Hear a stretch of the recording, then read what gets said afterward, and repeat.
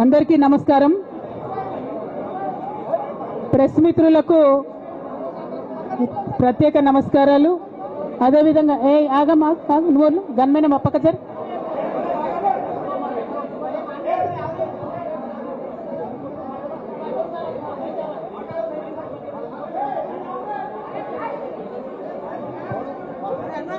ఓకేనా, మాట్లాడనా? ప్రెస్ మిత్రులకు జరుగుతున్నటువంటి ఇన్కన్వీనియన్స్ కి క్షమించమని కోరుతా ఉన్నాను. అట్లానే ఇక్కడ ఇవాళ ఇంత పెద్ద ఎత్తున హాజరైనటువంటి జాగృతి కార్యకర్తలకు, నాయకులకు అందరికి కూడా హృదయపూర్వకంగా నా నమస్కారాలు తెలియజేస్తా ఉన్నాను. కానీ జాగృతి కార్యకర్తలు దయచేసి సాయిని వెనక్కి జరు కూర్చోబెట్టు, ప్రెస్ వాళ్ళని ఫ్రీగా కూర్చొని వెనక్కి జరు బిడ్డ. అజయ్ సీనా ఒక్క అడుగు వెనక్కేనా ప్లీజ్, కొద్దిగా వాళ్ళు ఫ్రీగా నిలబడండి. ప్రెస్ మిత్రులందరికీ కూడా ధన్యవాదాలు తెలియజేస్తా ఉన్నాను సమయం తీసుకొని ఈ పత్రికా సమావేశానికి వచ్చినందుకు.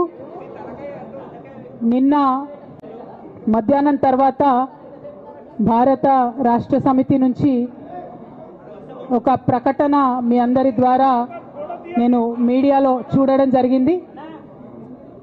మరి బీఆర్ఎస్ నుండి వచ్చినటువంటి ఈ ప్రకటనలో పార్టీ ఎమ్మెల్సీ శ్రీమతి కె కవిత ఇటీవలి కాలంలో ప్రవర్తిస్తున్న తీరుతెన్నులు, కొనసాగిస్తున్న పార్టీ వ్యతిరేక కార్యకలాపాలు బీఆర్ఎస్ పార్టీకి నష్టం కలిగించే రీతిలో ఉన్నందున పార్టీ అధిష్టానం ఈ విషయాన్ని తీవ్రంగా పరిగణిస్తున్నది. పార్టీ అధ్యక్షులు శ్రీ కె చంద్రశేఖరరావు గారు శ్రీమతి కె కవితను తక్షణం పార్టీ నుండి సస్పెండ్ చేస్తూ నిర్ణయం తీసుకున్నారని చెప్పి మరి నాకు ఒక ప్రకటన నిన్న టీవీల ద్వారా అందుకోవడం జరిగింది. మరి నేను పార్టీ నుండి వచ్చినటువంటి లేఖలో ప్రత్యేకంగా 2 అంశాల మీద మాట్లాడదలుచుకున్నాను.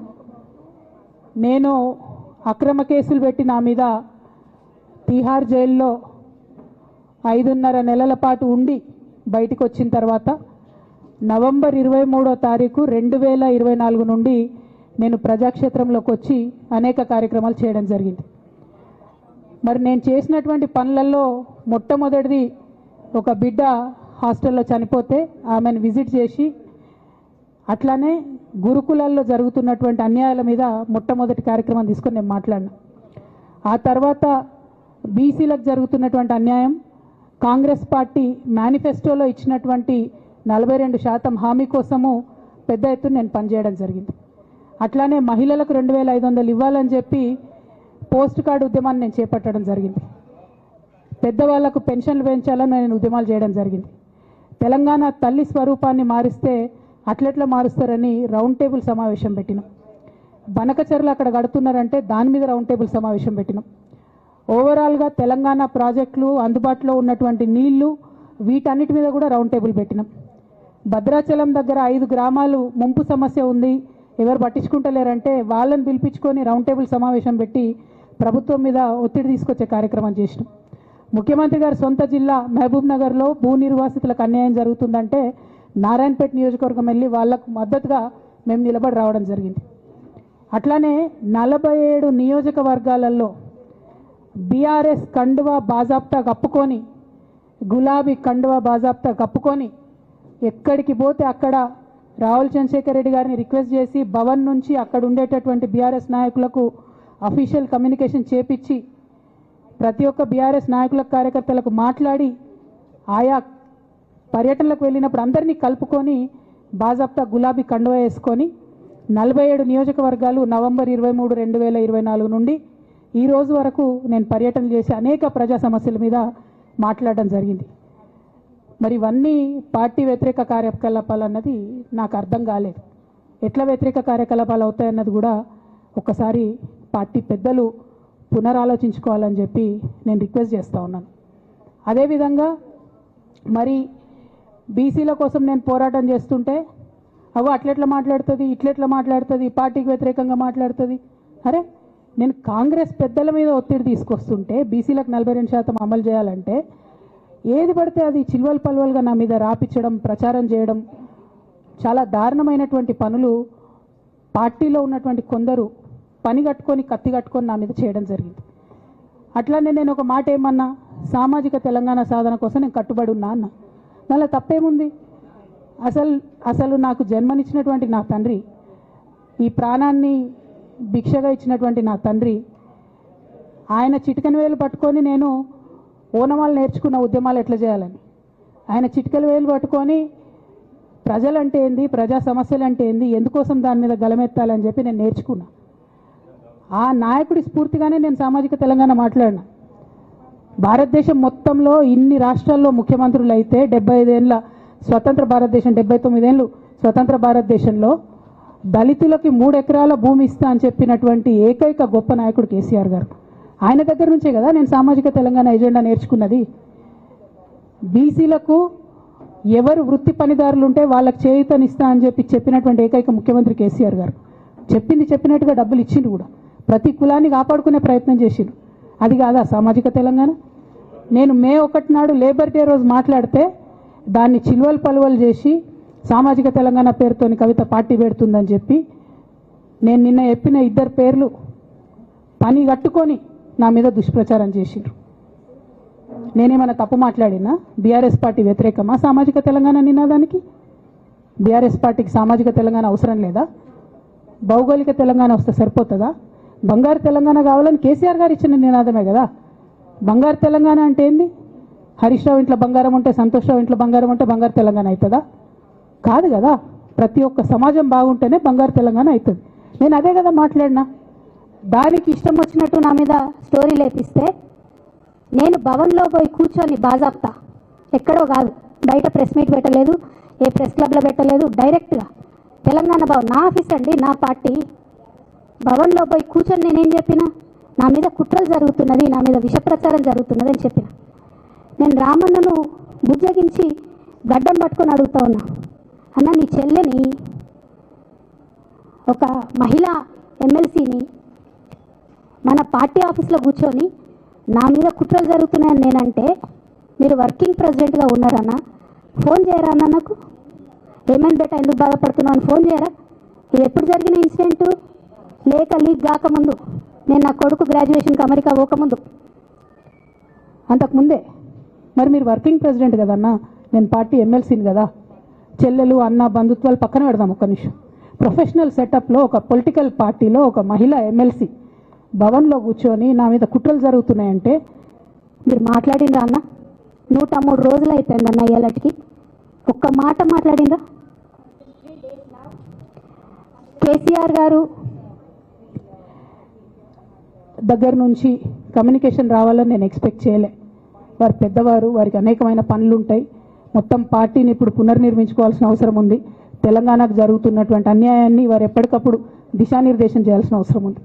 కానీ వర్కింగ్ ప్రెసిడెంట్ గారి దగ్గర నుంచి ఫోన్ రాకపోవడం మాత్రం ఒక మాట అనిపించింది నాకు. నేను కేసీఆర్ గారి బిడ్డను, నేను కూర్చొని ప్రెస్ మీట్ పెడితేనే రెస్పాన్స్ రాలేదంటే మరి ఇంకో మామూలు మహిళా కార్యకర్తకు బీఆర్ఎస్ పార్టీలో మన అన్యాయం జరిగితే రెస్పాన్స్ వస్తుందా? నాకైతే అనిపించలేదు. వస్తుందేమో నాకు తెలియదు. కానీ నేను ఒక మాటకు నాకు సంతోషం అనిపించింది. నాకు నోటీస్ రాగానే అక్కడ మహిళా ఎమ్మెల్సీలు కూర్చొని, మహిళలందరినీ కూర్చొని, ఫస్ట్ టైం అనుకుంటా భవన్లో 5 మహిళలు కూర్చొని ఇండిపెండెంట్గా ప్రెస్ మీట్ మాట్లాడింది. చాలా సంతోషం. ఇటువంటి అంతర్గత ప్రజాస్వామ్యం రావాలనే నేను కోరుకున్నా. మహిళలకు, ఎస్సీలకు, ఎస్టీలకు, బహుజనులకు కోటరీల అడ్డంకులు లేకుండా యాక్సెస్ రావాలి. అది మైక్కి యాక్సెస్ రావాలి, బాస్కి యాక్సెస్ రావాలనే నేను అనుకున్నా. అది జరిగింది. చాలా సంతోషం. నన్ను సస్పెండ్ చేసినాక అయినా పర్లేదు, కానీ జరిగింది. నిన్న మహిళలందరూ కూర్చొని మాట్లాడారు. నేనేమంటున్నా అంటే కేసీఆర్ గారు, కేటీఆర్ గారు, నేను, మా కుటుంబం, మాది రక్త సంబంధం. పదవులు పోతేనో, పార్టీలకు వెళ్ళి సస్పెండ్ చేస్తేనో పోయేటటువంటి బంధం కాదు. కానీ ఎవరైతే వెస్టెడ్ ఇంట్రెస్ట్ ఉన్న పార్టీలు ఉంటారో, పార్టీలో ఉండి కేవలం డబ్బు సంపాదించుకోవాలనేటటువంటి ఒక ఆలోచనతో, వ్యక్తిగత లబ్ధి పొందాలనేటటువంటి ఆలోచనతో ఉన్నటువంటి వ్యక్తులు, వాళ్ళకి కావాల్సింది ఏంది? మేము ముగ్గురం కలిసి ఉండొద్దు, మా కుటుంబం బాగుండొద్దు, మా కుటుంబం విచ్ఛిన్నమైతేనే వాళ్ళకి అధికారం వస్తుంది. దాంట్లో భాగంగా ఇవాళ మొదటి స్టెప్ నన్ను బయటేసిరు పార్టీలకు వెళ్ళి. అది ఇక్కడితో ఆగదు. నేను గౌరవనీయులు పెద్దలు దైవ సమానులు కేసీఆర్ గారిని విజ్ఞప్తి చేస్తా ఉన్నా, మీకు ఒక సూచన చేస్తా ఉన్నా. దయచేసి మీ చుట్టూ ఏం జరుగుతున్నదో ఒకసారి చూసుకోండి నాన్న. నన్ను ఇవాళ బయటకు పంపొచ్చు. నేను మీలాగా స్ట్రేట్ ఫార్వర్డ్ ఉంటా, నిజాలు మాట్లాడతా. నేను ఉద్యమం నేపథ్యం నుండి వచ్చిన కాబట్టి నాగ్గా ఉన్నది లేనట్టుగా లేనిది ఉన్నట్టుగా మోసం చేయాలని చెప్పో ఇంకోటి చేయాలని చెప్పో మాట్లాడను. స్ట్రేట్ ఫార్వర్డ్గా ఇష్యూస్ మాట్లాడతా కాబట్టి నన్ను ఇలా బలి చేసిండ్రు, పర్వాలే.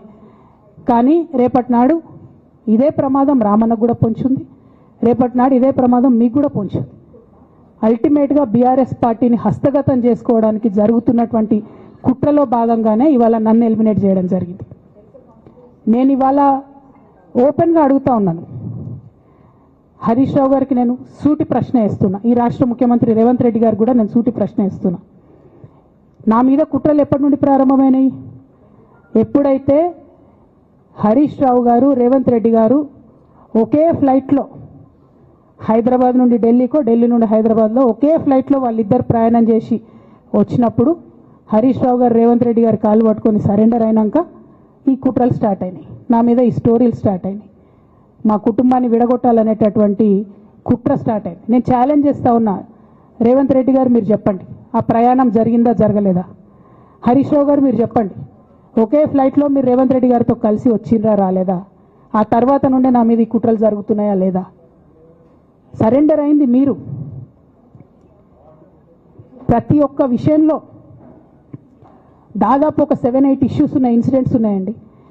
అఫీషియల్ పిఆర్ఓ ట్వీట్ చేస్తాడు, Congress party official PRO tweet చేస్తాడు, ముఖ్యమంత్రి గారు పిఆర్ఓ, ఈ పాల వ్యాపారంలో అవినీతి జరిగిందని. తెల్లారి 2-3 పేపర్లలో వస్తుంది, 3వ రోజుకి మాయమైపోతుంది. అదే కేటీఆర్ గారినేమో 3 సార్లు విచారణ పేరుతో పిలిచి వేధిస్తారు. అంటే కేసీఆర్ కుటుంబం నికార్స్గా బరిగీసుకొని కాంగ్రెస్ పార్టీతో రేవంత్ రెడ్డి కొట్లాడుతున్నాం కాబట్టి మా మీదనేమో కుట్రలు జరుగుతాయి, మా మీదనేమో కేసులు పెడతారు. మీ మాత్రం 1 or 2 days హెడ్లైన్స్ వస్తే తర్వాత న్యూస్ గాయబవుతుంది. ఎన్ని జరగలే చెప్పండి హరీష్ రావు గారి విషయంలో?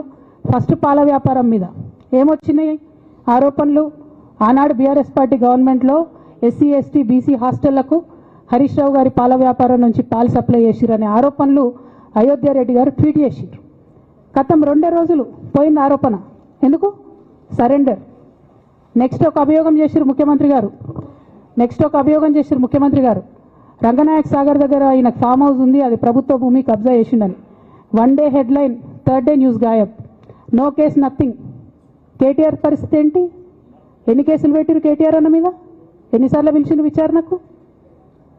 ఇవన్నీ పక్కన పెడదాం, నిన్నటి లేటెస్ట్ ఇష్యూ మాట్లాడదాం. కాళేశ్వరం కానీ ఇంకోటి కానీ ఏ ప్రభుత్వంలో అయినా పొలిటికల్ పాలసీ చేసేవాళ్ళు, విధానపరమైన నిర్ణయాలు తీసుకునే వాళ్ళు ముఖ్యమంత్రులు ఉంటారు. కింద ఉన్నటువంటి మంత్రులు దాన్ని ఎగ్జిక్యూట్ చేయాలి.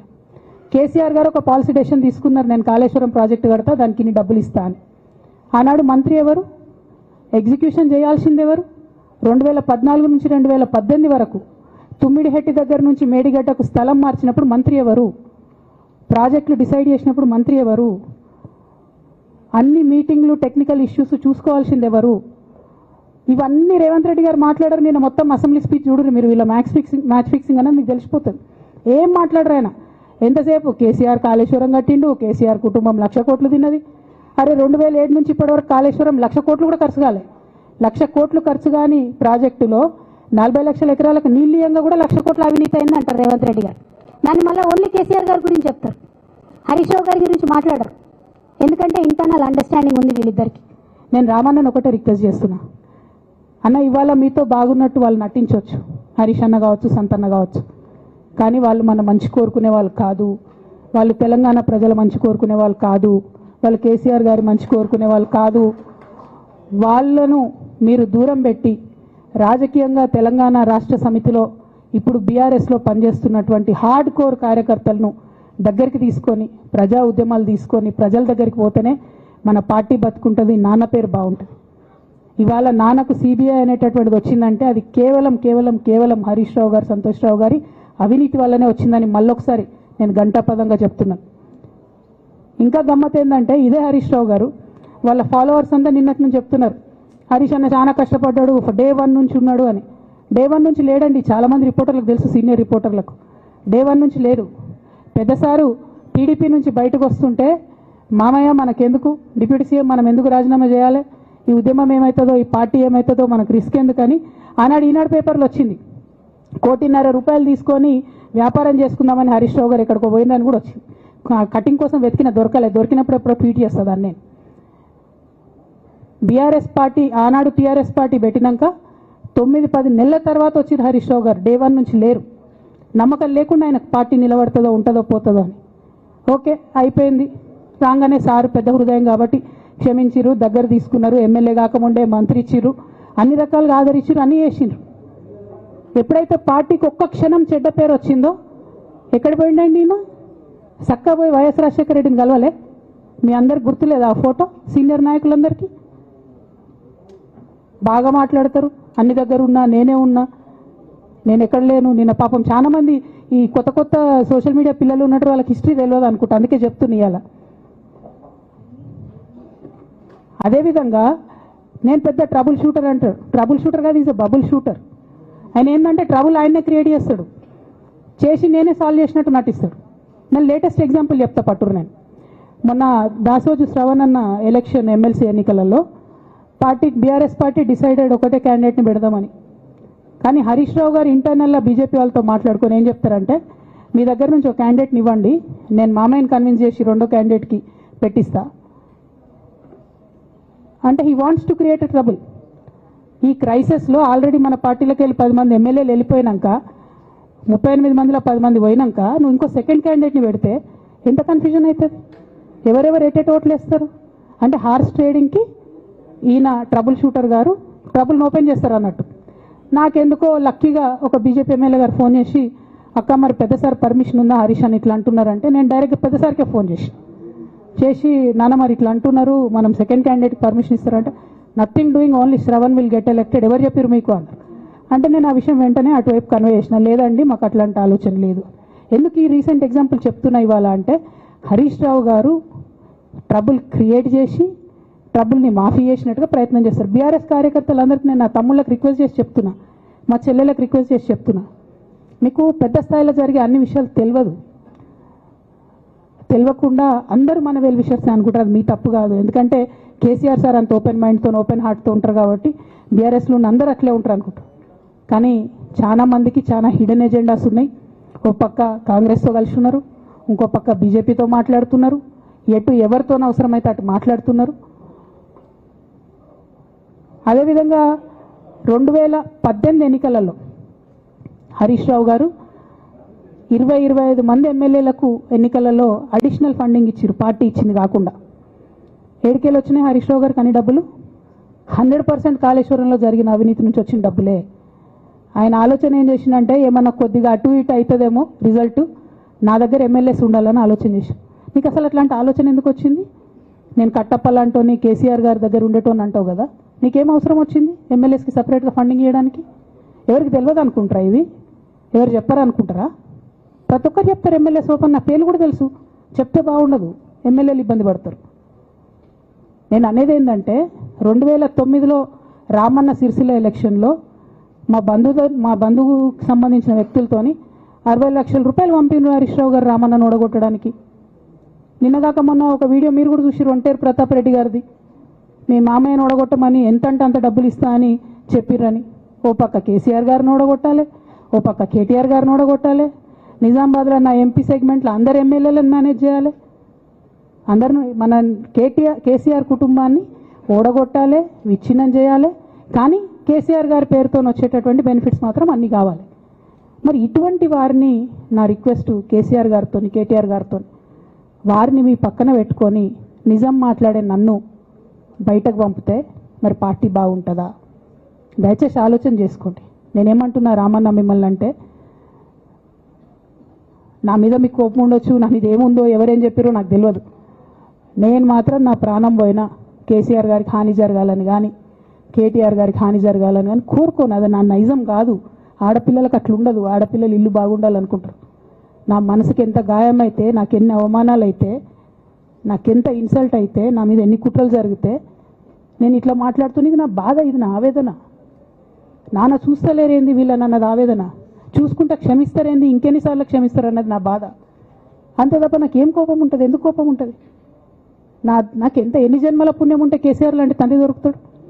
కోట్లలో ఒకరికి ఉండేటటువంటి తండ్రి నాకు దొరికిండు. ఆయన లేకపోతే నేనెవరు ప్రపంచానికి తెలుస్తుందా? నాకెందుకు అవసరం ఉంటుంది? నాకేం కోపం ఉంటుంది కేసీఆర్ గారి మీద?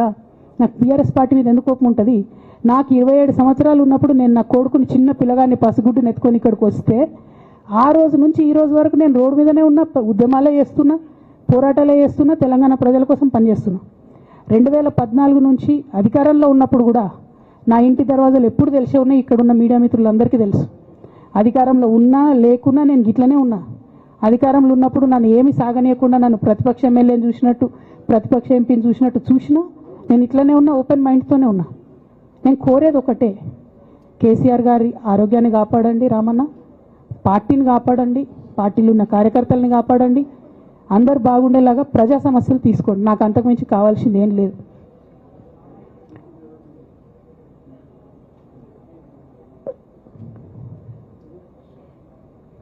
కానీ మొన్న అసెంబ్లీలో అర్ధరాత్రి దాకా పెట్టి రేవంత్ రెడ్డి గారు కేసీఆర్ గారిని తిడుతుంటే దయ్యాలు వేదాలు వాళ్ళు ఇస్తున్నట్టు అనిపించింది నాకైతే. దానికి ఈయన హీరోలాగా ఎదుర్కొన్నాడు, ఈయన 6 అడుగుల బుల్లెట్ అని పార్టీ అంతా ట్వీట్ చేస్తే, మరి 6 అడుగుల బుల్లెట్ ఎవరికి గాయం చేస్తుంది? ఎండ్ ఆఫ్ ద డే ఇవాళ అయితే నన్ను గాయపరిచింది, రేపు రామన్నను గాయపరుస్తారో కేసీఆర్ని గాయపరుస్తారో. జాగ్రత్తగా ఉండండి రామన్న, నేను చెప్పేది ఏం లేదు.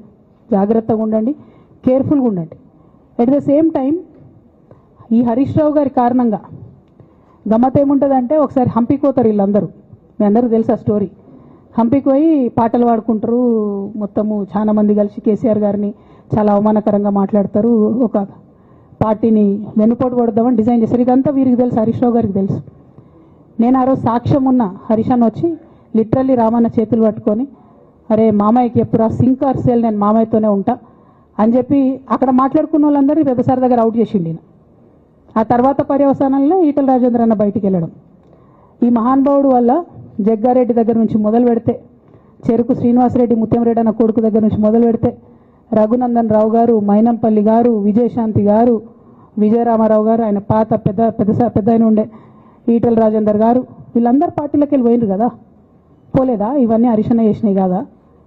ఆనాడు దుబ్బాక ఉప ఎన్నిక ఎందుకు ఓడిపోయినాం? దుబ్బాక ప్రజలకు ఇప్పటికి కూడా గుర్తుంటుంది. వాళ్ళందరూ ఒకటే మాట చెప్తారు, ఈయన సిద్దిపేటకు తప్ప రూపాయి రానియాడు దుబ్బాకకు, ఈయన వచ్చి ప్రచారం చేసిండు కాబట్టి మేము ఓటేయాలని ఓపెన్గా చెప్పారు ఆనాడు ఎన్నికలలో.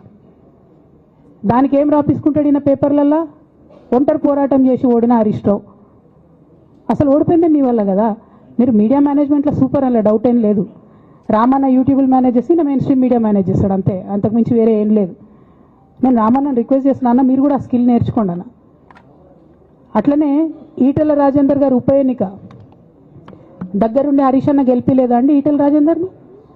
ఆనాడు పీసీసీ అధ్యక్షుడిగా ఉండి రేవంత్ రెడ్డి గారు ఏమంటారు, కాంగ్రెస్ పార్టీ ఓడిపోతుంది ఇడా అని చెప్పి ఆయన ముందే డిక్లేర్ చేసిండు, ముందే చేతులు ఎత్తేసిండు. హరీష్ అన్న ఆడ పోయి కూర్చొని మరి ఈటల రాజేందర్ అన్నని గెలిపించొచ్చిండు.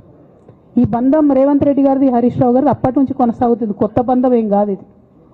నేను కేసీఆర్ గారిని పెద్దల్ని రిక్వెస్ట్ చేసేది ఒకటే, ఈయన చేస్తున్న నక్కజిత్తుల్ని దయచేసి గమనించండి.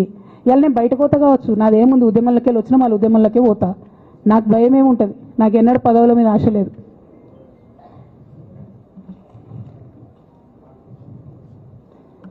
పార్టీ నుంచి వచ్చిన ఎమ్మెల్సీకి స్పీకర్ ఫార్మాట్లో చైర్మన్ గారికి నేను పంపుతా ఉన్నాను రాజీనామా పత్రాన్ని. అట్లానే బీఆర్ఎస్ పార్టీ ప్రాథమిక సభ్యత్వానికి కూడా గౌరవ పెద్దలు కేసీఆర్ గారికి రాజీనామాను పంపుతా ఉన్నాను. దీన్ని మన రావుల చంద్రశేఖర్ రెడ్డి గారికి తెలంగాణ భవన్కి వారికి నేను పంపుతా ఉన్నాను.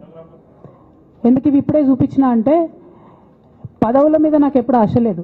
మేము ఉద్యమంలోకి వచ్చింది ఎందుకంటే మా నాన్న ఒక్కరు ఇంత ఒంటరి పోరాటం చేస్తున్నారు, ఎంత వీలైతే అంత ఆయనకు మద్దతు ఇవ్వాలని వచ్చినాం. ఆనాడు మేము ఉద్యమంలోకి వచ్చినప్పుడు పార్టీ అధికారంలోకి వచ్చే ఆస్కారమే లేకుండే, తెలంగాణ వస్తుందో రాదే అనే అనుమానాలు అంతటా ఉండే. మేము ఉద్యమంలో కొట్లాటలో లాఠీ దెబ్బలు తినడం కోసం, జైల్లోకి పోవడం కోసం ఆనాడు వచ్చినాం ఉద్యమంలోకి. అధికారంలోకి వస్తామనుకొని రాలే. రామన్న అయినా నేనైనా కేవలం నాన్న కోసమే వచ్చినాం ఉద్యమంలోకి. అందుకే మా కుటుంబం మీద కుట్ర. ఈ కుట్రను గమనించమనే నేను మా కుటుంబాన్ని కోరుతా ఉన్నా. ఇక పెద్ద సార్కు నీడలాగా సంతోష్ రావు గారు ఉంటారు. ఇక సంతోష్ రావు గారి గురించి 2 నిమిషాలు చెప్తా, అంత పెద్ద సీనున్న మనిషి కాదు కానీ చెప్పాలి. ఎందుకంటే కూరల ఉప్పు ఎట్లుంటుంది ఈయన అట్లా అన్నట్టు, ప్రతి దాంట్లో చెడగొట్టడానికి కొంచెం ఉండాలి కదా అట్లాంటి వాడు. కాబట్టి చెప్పక తప్పదు ఈయన గురించి. చెప్పులో రాయి చెవులో జోరిగా అంటాం కదా అట్లాంటి టైపు. కాబట్టి ఖచ్చితంగా చెప్పాలి. విషయం ఏంటంటే ఈయన ధనదాహం ఎట్లాంటిదంటే సంతోష్ రావు గారిది, రామన్న కాన్స్టిట్యున్సీ, కేటీఆర్ అన్న కాన్స్టిట్యున్సీ నేరెళ్లలో ఇసుక లారీ గుద్ది ఒక దళిత బిడ్డ చనిపోతాడు. సరే, దాని మీద పాపం అక్కడ ఆ రోజు అందరు యాజిటేషన్ చేస్తే ఈయన సంతాన అడ్వాంటేజ్ ఏంది, ఇక్కడ కూర్చుంటాడు కదా సార్ దగ్గర, సీఎంఓలకి వెళ్ళి ఫోన్ చేసి అక్కడ ఉన్న పోలీసు వాళ్ళందరినీ ఒత్తిడి పెట్టి 7 దళిత బిడ్డల్ని కొట్టినరండి. 3-4 సార్లు 3rd డిగ్రీ వేస్తే ఇలా 7 కుటుంబాలు కూడా వాళ్ళు ఎందుకు కూడా ఏ పని చేసుకోలేనటువంటి పరిస్థితులలో ఆ దళిత బిడ్డలు ఉన్నారు. అది మొత్తం రాజకీయంగా బ్లేమ్ అంతా రామన్న మీదకి వచ్చింది. ధనదాహమేమో సంతన్నది, నేరం చేసిందేమో సంతన్న, వీడికెళ్ళి ఫోన్లు చేసి ఒత్తిడి చేసి కొట్టిపించిందేమో సంతన్న, చెడ్డ పేరేమో రామన్నకు వస్తుంది. ఈ ఎగ్జాంపుల్ చెప్పడం కోసమే నేను ఈయన గురించి చెప్తున్నా, వేరే ఏం లేదు. ఇక సరే టానిక్ వీనిక్ ఈ వీటిలో వచ్చిన కేసులు ఏమవుతాయి? రేవంత్ రెడ్డి గారు ఆర్భాటంగా ఒక అనౌన్స్మెంట్ చేస్తారు. నేను ఇంతకుముందు చెప్పిన కదా మ్యాచ్ ఫిక్సింగ్ ఎట్లుంటుందంటే 1 డే న్యూస్ అవుతుంది, టానిక్లో ఈయన మీద కేసు పెట్టిరని. 3వ రోజు పోలీసు వాళ్ళు ఎఫ్ఐఆర్ కొట్టేసారు. అది మీరు ఇంకా కనుక్కోండి. కాజ్ చేసేసారు, కేసు మూసేసారు. ఏం అండర్స్టాండింగ్ ఉంది ఎందుకు మూసేసారు? At the same time Harithaharam, తెలంగాణకు హరితహారం అని పెద్దలు కేసీఆర్ గారు పెద్ద కళతోని 230 కోట్లు అక్కడ గోబీ డెజర్ట్ల వాళ్ళు చెట్లు పెట్టి చైనాను కాపాడుకున్నారు. మనం అదే స్థాయిలో తెలంగాణను బాగు చేసుకోవాలని పెద్దసారి హరితహారం అని పెడితే ఈయన దాంట్లో నకిలీ ప్రోగ్రామ్ గ్రీన్ ఇండియా ఛాలెంజ్ అని పెడతాడు. తెల్లారులేస్తే సినిమా వాళ్ళని తీసుకురావాలి, రోజు ఒక ఫోటో వేసుకోవాలి. దాని వెనుక ఉన్న కుట్ర ఏంటంటే జీవో అమెండ్మెంట్ అవుతుంది సంతోష్ గారి గురించి. ఆ ఫారెస్ట్లను 10% ఇన్కమ్ ఎవరన్నా ఇస్తే అమ్యూజ్మెంట్ పార్క్లకు ఇస్తారన్నట్టు. దానికోసం జీవో అమెండ్ అవుతుంది. దానికి ప్రభాస్ గారిని, చిరంజీవి గారిని, అనేక మంది సినిమా స్టార్లను మోసం చేసి వాళ్ళని తీసుకుపోయి వాళ్ళతో ఫోటోలకు పోజులు ఇప్పించి ఫారెస్ట్లను కొట్టేయాలని ప్లాన్ అయినది. ఇక ఈయనకి 2-3 మనుషులు ఉంటారు సంతనకి. ఆయన పోచంపల్లి శ్రీనివాస్ రెడ్డి అని ఎమ్మెల్యే. ఇది నాకు విషయం ఎవరు చెప్పారంటే మన పల్లరాజేశ్వరరెడ్డి అన్ననే చెప్పిండు. మీకు ఏమైనా డౌట్లు ఉంటే ఆయన అడగొచ్చు. ఈ పోచంపల్లి శ్రీనివాస్ రెడ్డి అనేట ఆయన వరికోల్ అనే ఊరు, సామాన్య కుటుంబం, మధ్యతరగతి కుటుంబం. ఇవాళ అక్కడ ఆయన శ్రీమంతుడు అని పిలుస్తారు పోచంపల్లి శ్రీనివాస్ రెడ్డి గారిని. ఇక్కడ నాకు పల్లరాజేశ్వరరెడ్డి గారు చెప్పిన సమాచారం ప్రకారం మోకిల్లాలో మెగా శ్రీనివాస్ రెడ్డి, మెగా కంపెనీ ఉంది కదా, ఈ కాళేశ్వరంలో అవినీతి చేసిన మెగా కంపెనీ ప్లస్ పోచంపల్లి శ్రీనివాస్ రెడ్డి గారు కలిసి 750 కోట్ల విల్లా ప్రాజెక్ట్ చేస్తున్నారు మోకిల్లాల. ఏడికెళ్ళి వచ్చినాయి అవి? అవినీతి డబ్బులు కాదా? ఎట్లా వస్తాయి? ఎవరైనా who is this Pochampalli Srinivas Reddy? Santosh Rao classmate. అది తప్ప ఆయనకున్న అర్హత ఏం లేదు. ఆయనకి ఎమ్మెల్సీ వస్తుంది, కాంట్రాక్ట్లు వస్తాయి, ఇంకేందో వస్తాయి. అట్లనే నవీన్ రావు అని ఇంకొక ఎమ్మెల్సీ ఉంటాడు. ఆయన డైరెక్ట్గా మా ముఖం పట్టుకొని అందరి ముంగట అంటాడు, నాకు ఎమ్మెల్సీ ఇచ్చింది కేసీఆర్ గారైనా నాకు దేవుడు సంతోష్ అంటాడు ఆయన. నిన్న మొన్న వాళ్ళ ఫాదర్ని పట్టుకున్నారు పేకాటల. ఏమైంది కేసు? ఆల్రెడీ నవీన్ రావు గారు పోయి మన ముఖ్యమంత్రి గారు కాళ్ళు పట్టుకున్నట్టుగా తెలిసింది. వాళ్ళ తండ్రిని ఇడిచిపెట్టారు, ఈయన మీద భూ కబ్జా కేసులు ఉంటే అవి ఇడిచిపెట్టారు. అంటే ఓ పక్క సంతోష్ రావు గ్యాంగు, ఇంకో పక్క హరీష్ రావు గ్యాంగు. 100కు 100% రేవంత్ రెడ్డి గారితో, ఇక్కడున్న కాంగ్రెస్ ప్రభుత్వంతో, అవసరమైన సందర్భంలో పైనున్న బీజేపీతోని వాళ్ళు కోఆర్డినేషన్లో ఉండి బీఆర్ఎస్ పార్టీకి జలగల్లాగా పట్టి పీడుస్తున్నారు. నిరంతరం బీఆర్ఎస్ పార్టీకి నష్టం చేస్తున్నారు. ఎంత దారుణానికి ఒడిగట్టిరంటే ఆఖరికి నా ఓటమితో ప్రారంభమైంది అది. నిజామాబాద్లో నా ఓటమిలో కుట్రలు చేశారు. ఆనాడే మనం రివ్యూ చేసుకుంటే బాగుండలేదు. కానీ ఇప్పుడు అది ఎక్కడికి వచ్చింది? కామారెడ్డిలో పెద్దసారి ఓడిపోయేదాకా వచ్చింది పరిస్థితి. 3వసారి ప్రభుత్వం పోయేదాకా వచ్చింది పరిస్థితి. ఒక్కొక్క ఎలక్ట్ అయిన ఎమ్మెల్యేని, ఓడిపోయిన ఎమ్మెల్యేలు పత్రికా మిత్రులు మీరు మాట్లాడండి. సంతోష్ రావు గారి బాధితులు నాకు మామూలుగా ఫోన్ చేస్తలేరు. అచ్చా, ఈ కంపెనీ పేరు బ్లూఫిన్ అట, మోకిలా. పల్లరాజేశ్వరరెడ్డి అని అప్పుడు పంపిన మెసేజ్ చూస్తున్న పాతది. Bluefin company Mokila. అయితే నేనేమంటున్నా అంటే ఇంత స్పష్టమైనటువంటి నేను ఇస్తున్నా. రేవంత్ రెడ్డి గారిని నేను ఛాలెంజ్ చేస్తున్నా. మరి ఎందుకు మీకు మీ ఏసీబీ వాళ్ళకు వీళ్ళ ఇండ్లు అడ్రస్లు దొరుకుతలేవా? ఏం అండర్స్టాండింగ్ ఎందుకు లేదు మీకు? లేకపోతే మీరు చర్యలు ఎందుకు తీసుకుంటలేరని నేను సూటిగా రేవంత్ రెడ్డి గారిని ప్రశ్నిస్తున్నాను. ఇక తర్వాత వారు ఏం చేస్తారన్నది నాకు సంబంధం లేదు. ఇక నేను మాత్రం పర్టికులర్గా మళ్ళీ ఒకసారి నా బీఆర్ఎస్ పార్టీ కుటుంబ సభ్యులందరికీ, మా సొంత కుటుంబ సభ్యులకు కూడా రిక్వెస్ట్ చేస్తున్నది ఏంటంటే, నాకు 27 సంవత్సరాలు ఉన్నప్పుడు నేను రాజకీయాల్లోకి వచ్చిన, తెలంగాణ ఉద్యమం కోసం వచ్చిన. ఇవాళ నాకు 47 సంవత్సరాలు. అంటే నా 20 సంవత్సరాల జీవితం అంతా కూడా నేను బీఆర్ఎస్ పార్టీ కోసం, కేసీఆర్ గారి కోసం, తెలంగాణ జాగృతి కోసం, తెలంగాణ ప్రజల కోసం, తెలంగాణ ఆడబిడ్డల కోసం నేను గడిపిన. సడన్గా ఇయ్యాల నీకేం సంబంధం బీఆర్ఎస్తో అని, నువ్వెవరు అని చెప్పి సస్పెన్షన్ ఒకసారికి పంపిస్తే చాలా బాధాకరంగా ఉంది. పర్వాలేదు, అయినా నాకు ప్రజలు ఉన్నారు, నేను వాళ్ళ దగ్గర పోతా, వాళ్ళతో పాటు ఉంటా. కానీ బీఆర్ఎస్ పార్టీలో ఉన్న నాయకులకు, కార్యకర్తలకు రిక్వెస్ట్ చేస్తాను, సోషల్ మీడియాలో వచ్చే పిచ్చి పిచ్చి పట్టుకొని ప్రజాప్రతినిధులు ప్రెస్ మీట్ పెట్టిరు నిన్న భవన్లో. నేను నిన్న మొన్నటి రోజు వాళ్ళ మీద ప్రెస్ మీట్ పెట్టినప్పుడు ఏమన్నా, కేసీఆర్ గారికి నష్టం చేసిన పార్టీ ఉంటే ఎంత పోతే ఎంత అన్న. సోషల్ మీడియాలో ఉన్న బీఆర్ఎస్ పార్టీ కొంతమంది దుర్మార్గులు ఉన్నారు, సోషల్ మీడియా వెంగు చూసేటోళ్ళు. వాళ్ళ ముంగట విషయం కట్ చేసిరు, ఏది కేసీఆర్ గారికి నష్టం చేసిన అనే విషయం కట్ చేసి బీఆర్ఎస్ పార్టీ ఉంటెంత పోతెంత నేను అన్నా అని చెప్పి ప్రచారం చేస్తున్నారు. నాదే పార్టీ బీఆర్ఎస్ పార్టీ, 20 ఏళ్ళు నేను కష్టపడ్డా. నేను తెలంగాణ జాగృతి పెట్టి ఇండిపెండెంట్గా పనిచేసినప్పుడు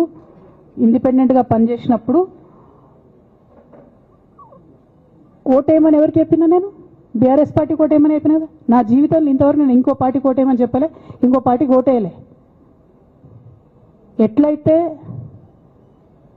కంప్యూటర్లో హార్డ్వేర్ ఉంటుందో అది బీఆర్ఎస్ పార్టీ, సాఫ్ట్వేర్ తెలంగాణ జాగృతి. శరీరం బీఆర్ఎస్ పార్టీ అయితే ఆత్మ జాగృతిగా పనిచేసినాం, తెలంగాణ ఆత్మగా పనిచేసినాం. మేము తెలంగాణ ఆత్మగౌరవం కోసం పనిచేసినాం, తెలంగాణ ఆత్మగౌరవ ప్రతీకలైనటువంటి బతుకమ్మ బోనాలను నిలబెట్టడం కోసం పనిచేసినాం.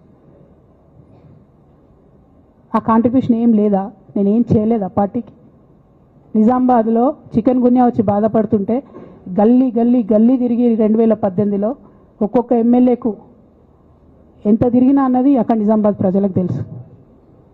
ఏం కాంట్రిబ్యూషన్ లేదన్నది, ఓన్లీ హరీష్ అన్నది సంతనదే ఉన్నది కాంట్రిబ్యూషన్. వీళ్ళు మేకవనే పులులు నాన్న, వీళ్ళు మీ ముంగట నటిస్తారు అంతే, బయట వాళ్ళ నిజస్వరూపం వేరేలాగా ఉంటుంది. యాజ్ అ డాటర్గా రిక్వెస్ట్ చేస్తున్నా, ఒకసారి ఆలోచన చేయండి వాళ్ళ గురించి. నాకేమొద్దు, నన్ను పార్టీలోకి వెళ్ళి సస్పెండ్ చేసి నో ప్రాబ్లం, కానీ వాళ్ళని పార్టీలో ఉంచుకుంటే పార్టీ ఎట్లుంటుంది అన్నది మీరు ఆలోచన చేసుకోండి. ఇక అల్టిమేట్గా నేను చెప్పదలుచుకున్నది ఒకటే,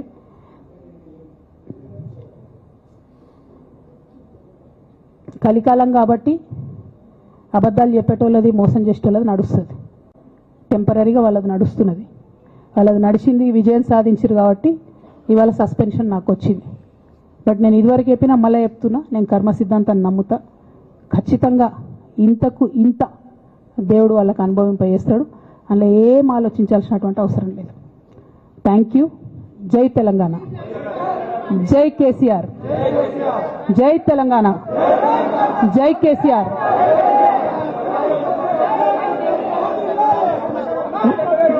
వన్ బై వన్.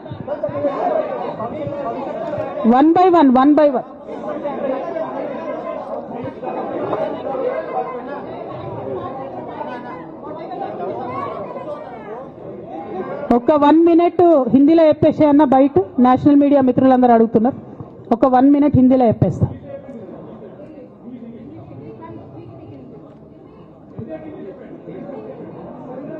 आज तेलंगाना की बेटी होने के नाते पूरे देश की जनता के साथ मैं ये बात कहना चाहती हूँ, पिछले 20 सालों के मेरे जिंदगी में मैंने हर दम हर वक्त बीआरएस पार्टी के उन्नति के लिए, तेलंगाना जनता के उन्नति के लिए, तेलंगाना के रैयतों के, तेलंगाना के महिलाओं के, तेलंगाना के युवाओं के उन्नति के लिए मैंने काम किया है.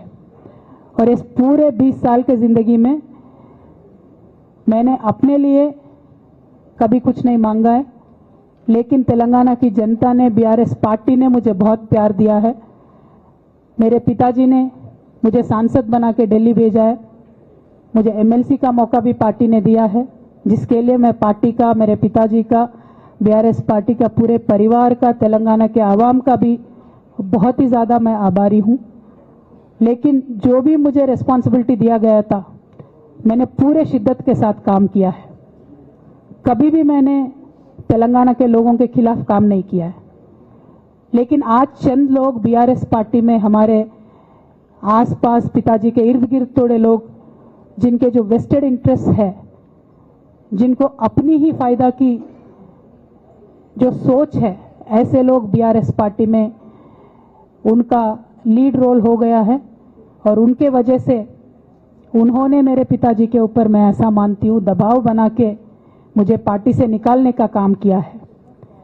लेकिन अल्टीमेटली मैं ये मान के चलती हूँ कि मैं तेलंगाना की बेटी हूँ। मैं जब तेलंगाना में आके तेलंगाना के आंदोलन में शामिल हो गई, मैं रास्ते पे चली, मैंने लाठी खाई, मैं जेल भी गई।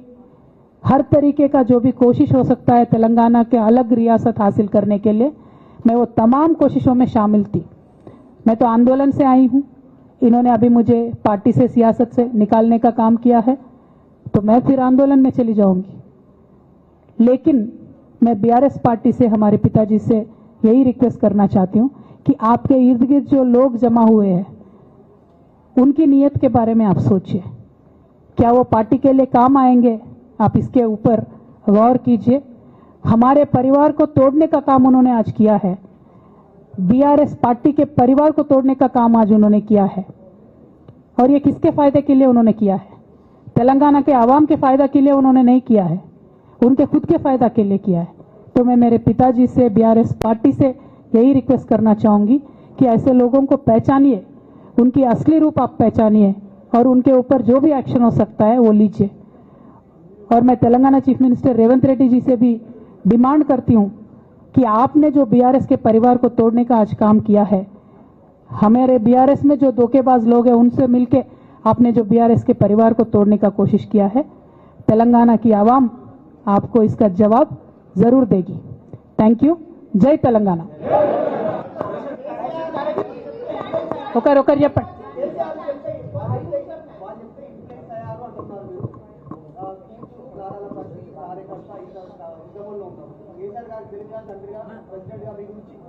ఓకే, ఇంకా ఎవరైనా చెప్పండి.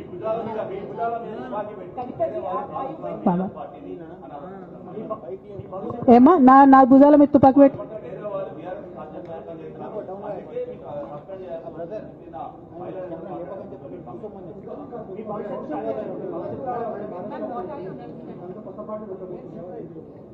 Okay.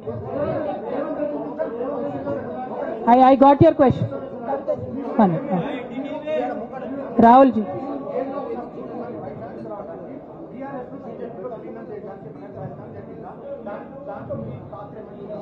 రాహుల్ గారు మీరు పాత క్వశ్చన్ అడుగుతున్నారు. కొత్త ఇష్యూ ఏంది అని అంటే బీఆర్ఎస్ పార్టీలో సస్పెన్షన్లో ఖచ్చితంగా కేసీఆర్ గారి మీద ఒత్తిడి తీసుకొచ్చే ఈ సస్పెన్షన్ చేశారని నేను నమ్ముతా ఉన్నాను. ఒక్కొక్కసారి ఏమవుతుందంటే చిన్న చిన్న వ్యక్తులు బాగా నడుస్తుంది, పరిస్థితులు సందర్భాన్ని బట్టి పెద్ద వ్యక్తులు కూడా కొన్ని కఠినమైన నిర్ణయాలు తీసుకోవాల్సి వస్తుంది. కేసీఆర్ గారు ఈ నిర్ణయం ఎందుకు తీసుకున్నారో అని అడిగేంత పెద్దదాన్ని కానీ అంత రాజకీయ అనుభవం కానీ నాకు లేదు. సో వారు తీసుకున్నటువంటి నిర్ణయాన్ని నేను శిరస వహిస్తాను. వారు ఎందుకు తీసుకున్నారో ఈ నిర్ణయం నాకు తెలియదు. కానీ నాకు ఒక సమస్య ఉంది, నేను రాసినటువంటి లెటర్ లీక్ అయిందని చెప్పి 100 రోజులైంది. ఆ సమస్య జరిగి 100 రోజులైంది. ఆ 100 రోజుల కన్నా ముందు కూడా నా మీద వివక్ష కొనసాగిందని ఇవాళ నేను మీకు ఎగ్జాంపుల్స్తో సహా చెప్పే ప్రయత్నం చేశాను. ఆ 100 రోజుల నుంచి జరుగుతున్నటువంటి పరిణామాలను కూడా మీ అందరి ముందు పెట్టిన. ఈ 100 రోజులలో పార్టీ ఎప్పుడు కూడా నన్ను ఎక్స్ప్లెనేషన్ అడగలేదు. నిన్న నన్ను సస్పెండ్ చేసే ముందు కూడా నన్ను ఎక్స్ప్లెనేషన్ అడగలేదు. ఇంకా చెప్పిన కదా, విచిత్రమైన విషాదం ఏంటంటే సడన్గా డిసిప్లినరీ కమిటీ పుట్టుకొచ్చింది. సడన్గా ఈయన రవీంద్రరావు అంటే దాంట్లో సంతకం చేసిండు. ఆయననే సార్ని తిట్టిండు మళ్ళీ మొన్న ఎలక్షన్ ఓడిపోయినప్పుడు. సో ఈ అన్నీ చూసి నాకేమనిపిస్తుందంటే చాలా ఒత్తిడిలో, చాలా ప్రెషర్ పెట్టి సార్తో చేపించారని నేను అనుకుంటున్నాను.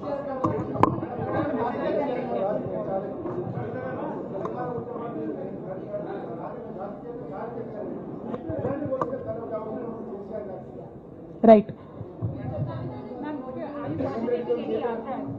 I got your question, ma'am. I got your question.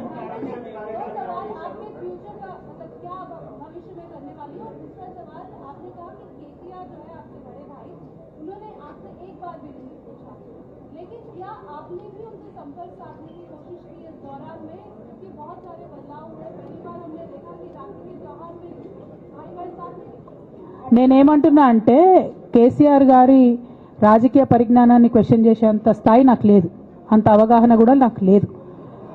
కాకపోతే పెద్ద నాయకులు అనేక సందర్భాల్లో ఒత్తిడికి గురైనటువంటి విషయాలు చరిత్రలో మనం చూసినాం.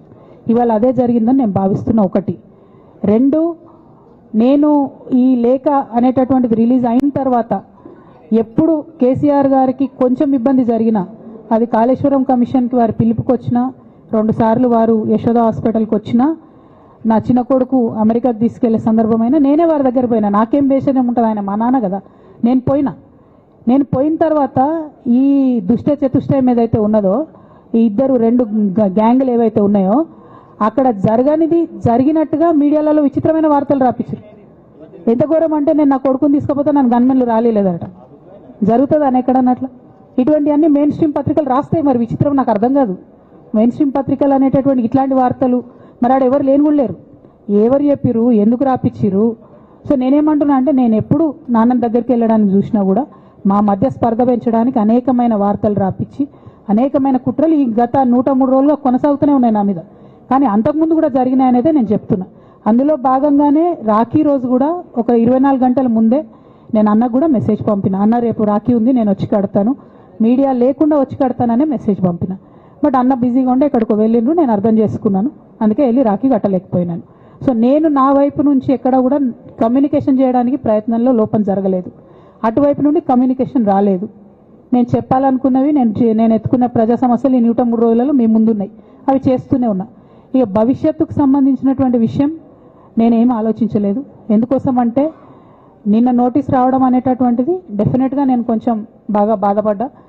నాకెందుకు నోటీస్ వస్తుంది, మరి నా లేఖ లీక్ అయింది, లీక్ చేసింది ఎవరు అంటే చేసినటువంటి వ్యక్తుల మీద ఎందుకు విచారణ జరగలేదు అనేటటువంటిది ఖచ్చితంగా పార్టీ అంతర్గతంగా ఆలోచన చేసుకోవాలి. అంటే నన్ను ఏం మాట్లాడకుండా నన్ను డైరెక్ట్గా ఉరిదీస్తారు. నేను ఎవరి మీద అయితే కంప్లైంట్ చేసినో కనీసం వాళ్ళను అడిగినరా, అడగలేదా, చర్యలు తీసుకున్నారా, తీసుకోలేదా, ఏమీ చెప్పకపోతే, ఆ మాత్రం అంతర్గత ప్రజాస్వామ్యం లేకపోతే బయట ప్రజలకు మనం ఏం చెప్తామన్నది నా ప్రశ్న.